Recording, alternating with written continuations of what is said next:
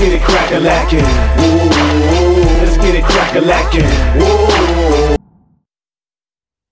Hello everyone, I'm Scott Lowe with Activision, and what you just saw was Call of Duty Infinite Warfare, the next Call of Duty game from the team at Infinity Ward and launching around the world on November 4th. As you can see, Infinite Warfare takes the series to a broad new setting, introducing new characters, a new universe, a new story.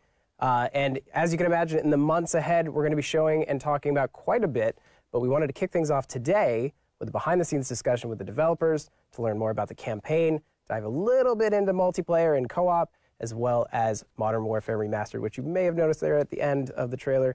That's very exciting. It's real, it's happening, and we're going to talk about it in just a little bit. But first, we're going to talk about the campaign and the story. And to share their insight, I'm joined now by Jacob Minkoff, Design Director, as well as Taylor Kurosaki, Narrative Director. Welcome, guys. Thank you. So for those of us outside of the game development realm, what do your jobs entail as it pertains to the studio and this game in particular? Well, I'm the narrative director of the game, which means I'm in charge of all things sort of story-related and narrative presentation-related. So that means the story, the scenes, the writing, the casting the game, the characters in the game, and then, of course, directing the performance capture here at this studio we're at right now. Cool. And design, from that perspective?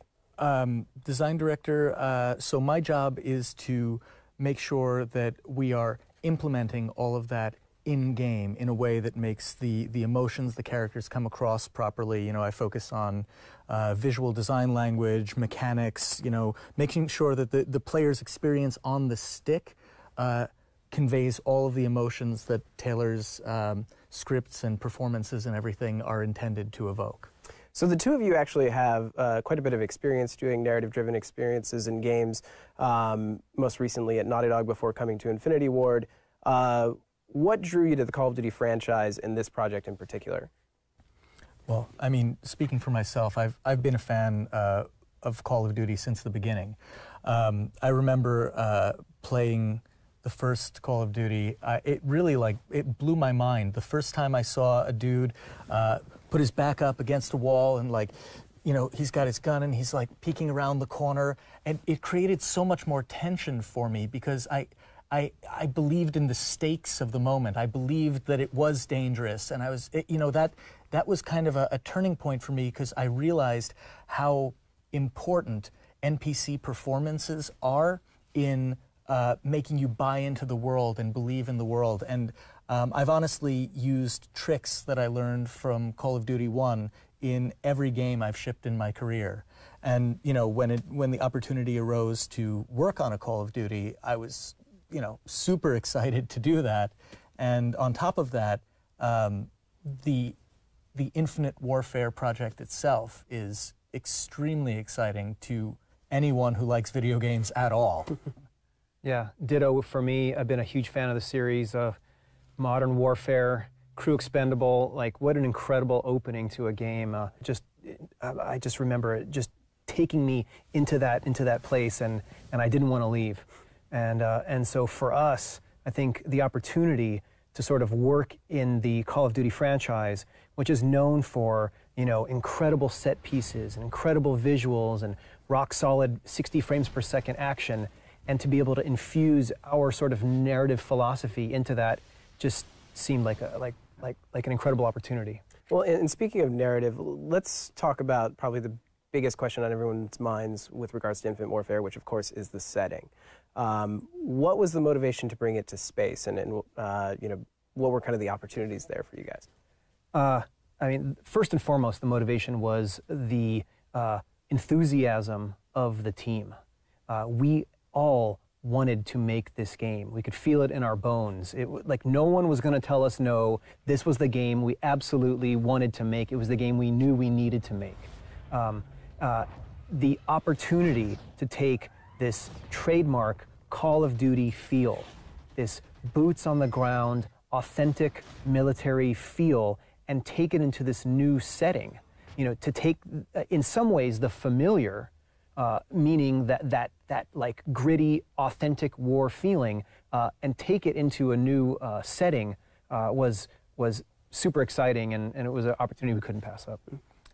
You know, in Infinite Warfare, the world is dependent on resources from outposts throughout the solar system. You know, Earth has been stripped of its natural resources, you know, kind of like we see today, peak oil, climate change, and now the resources that we need are out there in space. You know, it's been said that the first trillionaire is going to be whoever first mines an asteroid. So you have that sort of money out there, you're going to have war. There's going to be militarization, no question about it. So in our world where the people and countries of Earth are reliant on these outposts for the fuel and other resources that they need, there's a brutal, insurgent, militarized group called the Settlement Defense Front that rises to attempt to take control of all of these resources. The Settlement Defense Front is this brutal fascist group that wants to completely control all of the outposts throughout the solar system and to essentially hold the countries of Earth in a stranglehold by virtue of having a complete control and embargo on all of the resources that the people of Earth need to survive. So in terms of like envisioning that universe and kind of building it from the ground up in that way, but maintaining that feel, alongside of that, what has the new setting from a creative standpoint in terms of gameplay kind of afforded you that another setting probably wouldn't have had? Well, I mean, of course, new environments, right? Space allows us to take the player to places that they've never been in Call of Duty before. So, you know, we have dogfighting in space, in a convertible space fighter that switches between zero-G and atmospheric combat.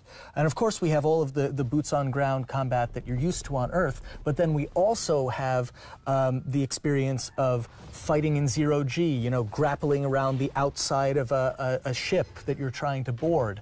And we have, you know, for instance, a mission where you are on the surface of an asteroid spinning out of control close to the sun, where it's 2,000 degrees in the sunlight and negative 200 degrees in the shade.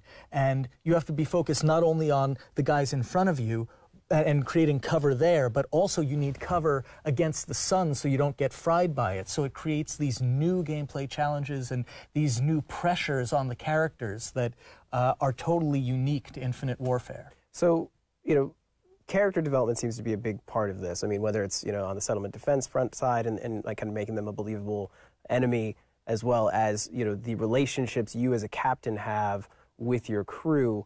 You know, how are you guys bringing these characters to life? I mean, we're here on this performance capture stage. It's not just a pretty set. Like, it's something you guys are actively using, right? No, we've been shooting for a little over a year now. We don't just kind of get everyone together and shoot over a few days. We like to look at our production more like shooting on a episodic TV series. We have actors that are committed to working on this project with us from beginning to end. And as we get to know the characters better, as we get to know the actors better, we can tailor those performances and those roles to what's really true about the character for them. And so we've got a shoot here tomorrow, actually. One of our last shoots in the game, but it's been incredible to have this facility, because what it allows us to do is as you can hear, it's incredibly quiet here. It's a acoustically perfect space, and so we can capture each actor's movements, their voices, their facial expressions, all at one go, and it allows these characters to really be in these scenes and acting and listening and responding to each other in a very natural, believable way. Also, we think that our voiceovers in this game are going to be much more realistic, because we don't do any voiceovers in a recording booth, where an actor is sort of forced to sit on a stool in front of a giant microphone, and they can't move too much because it changes the acoustic properties of their voice too much. Instead, we have wireless microphones, and again, these helmet-mounted cameras capturing their expressions, and they're able to run around the space. They're able to throw themselves into cover. They're able to grab a gun and shout that a grenade is coming, or crawl up next to each other and whisper because we're doing a stealthy infill. And again, I think that's really going to transport the player into this universe really effectively. Like the believability of this whole world is paramount to us, right? Everything is about buying into it, thinking like, oh yeah, oh that could happen, that is real, and these characters do act that way, and I do buy into their performances, and I mean that's one of the reasons why. So like in this story, you only are fighting within the solar system the whole time, and there are no aliens. You're fighting other humans, right? This is again like we're looking for the most grounded, believable conflict you could possibly have in space, and that goes from the character performances and motivations all the way through the environments and the plot. Awesome. Well, thank you guys so much for taking the time to walk me through it. I really appreciate it. I understand you guys actually have a clip to kind of highlight some of the performance capture process with an introduction from Captain Reyes himself, so that's pretty awesome. So we'll check that out, and then after that, we're going to come back and talk about multiplayer, co-op, and of course, Modern Warfare Remastered. So roll the clip. Hey guys, I'm Brian Bloom. I play Captain Nick Reyes, your player character. And today we're going to get a sneak peek behind the scenes at some performance capture footage from the all-new upcoming Call of Duty Infinite Warfare. This is a scene I wrote with Jake and Taylor where Captain Reyes and Staff Sergeant Omar are planning a mission to go behind enemy lines and scout an LZ for reinforcements. Here at the Infinity Ward motion capture stages, we created some incredible, amazing characters that should be memorable and add to your gameplay experience. So without further ado, let's take a look at some raw performance capture video from Call of Duty Infinite Warfare.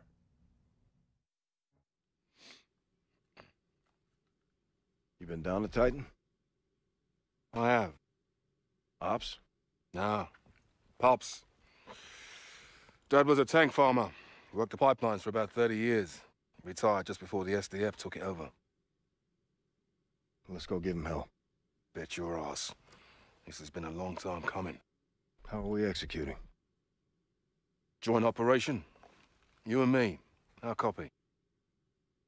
Affirmative. Armed recon.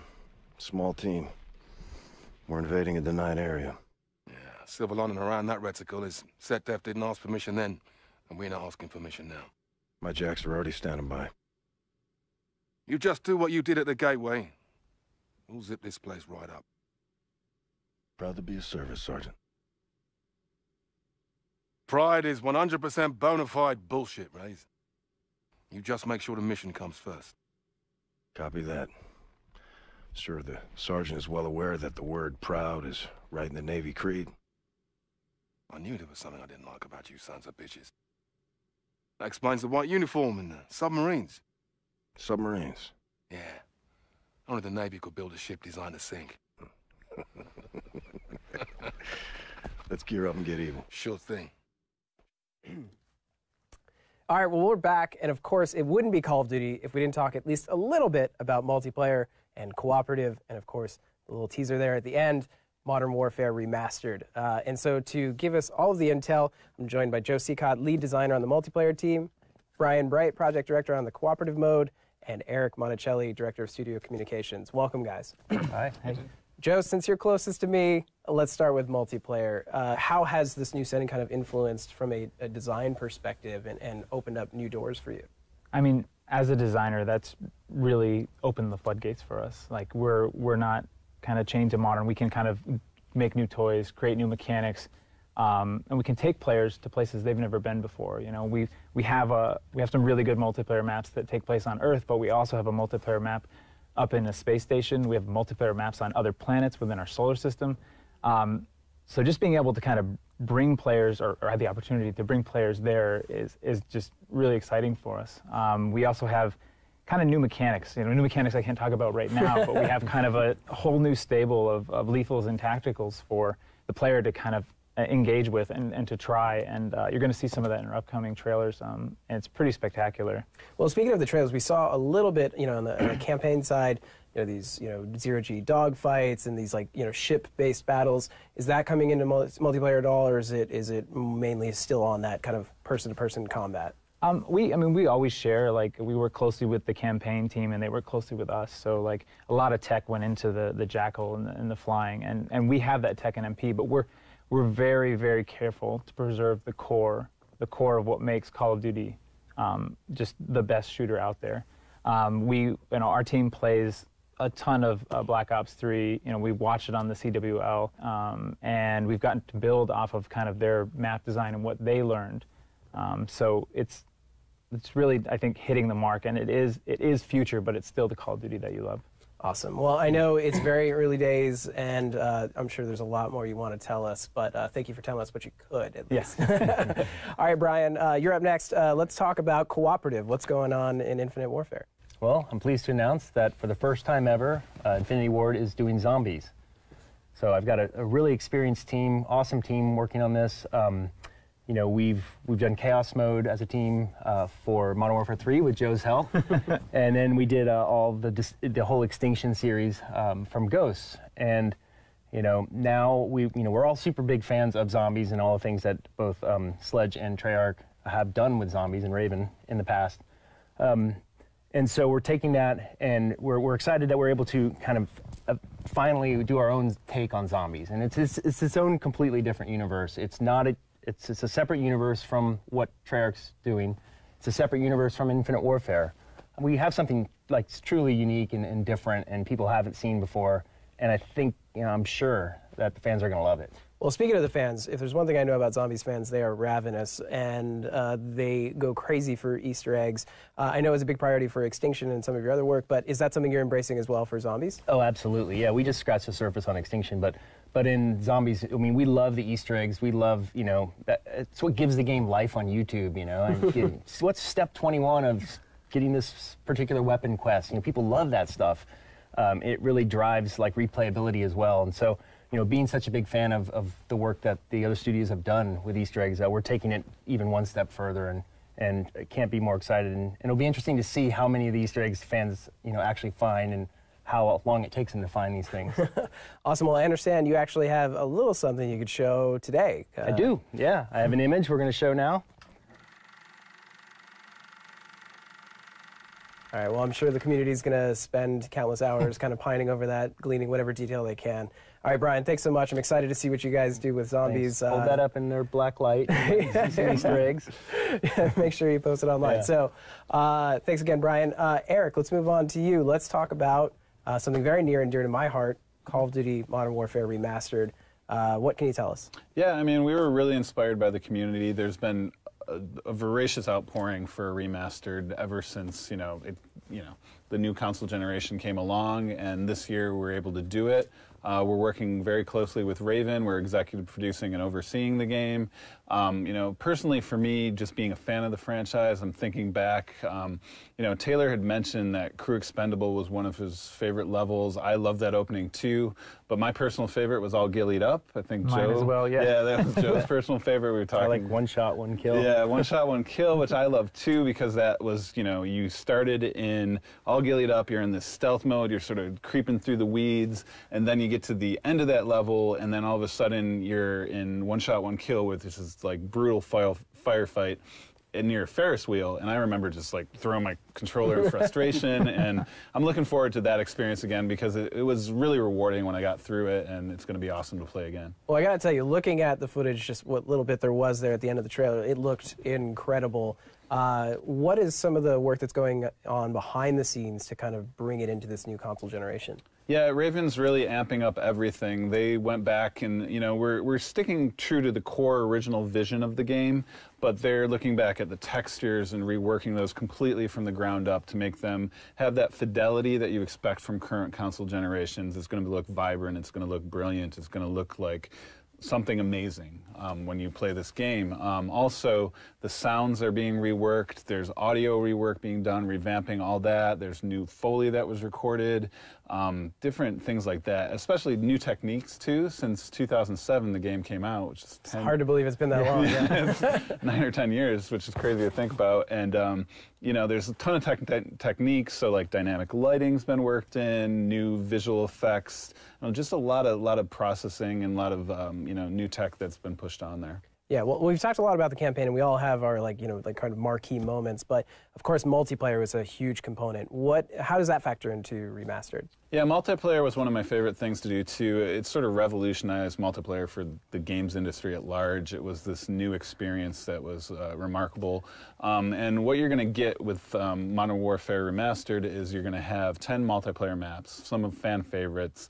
You know, Crash was one of my personal favorites. Backlot, yeah. Yeah, Backlot. So you'll have, you know, some really awesome maps to play on.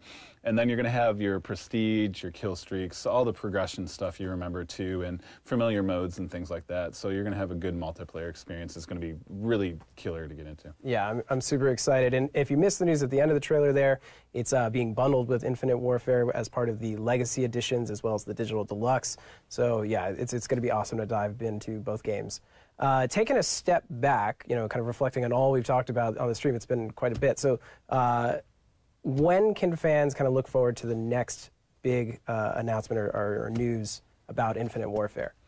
You know, E3 is right around the corner. It's coming in June, and we're going to have a lot of surprises up our sleeve, looking to show fans some really unique stuff then. So make sure you mark that on your calendars because it's going to be awesome. Awesome. Well, thank you guys so much for taking the time to be here and you know, kind of unravel a little bit what little you could this early on. So yeah, thank you so much. So remember, this is just day one. There is so much to talk about over the months to come, and you'll be able to follow along on all of Call of Duty's channels as well as Infinity Ward's channels as well. So on behalf of everyone at Activision and Infinity Ward, thanks so much for watching, and we'll see you soon.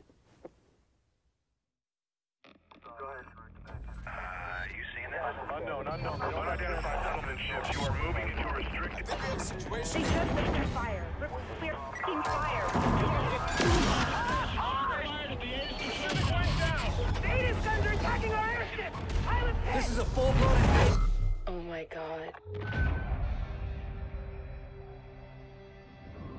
We are getting breaking news out of Switzerland. Geneva has suffered a massive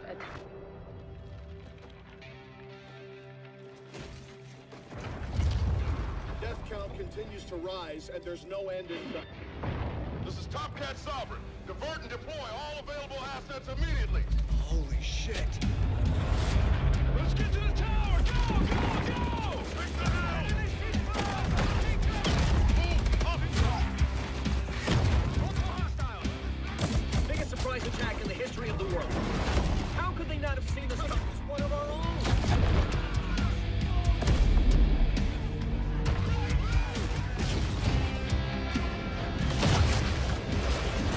We have no precedent for this. We have no playbook for this. And apparently, we have little time. Let me make our situation absolutely clear. We are now at war with the Settlement Defense Front. Godspeed, Captains.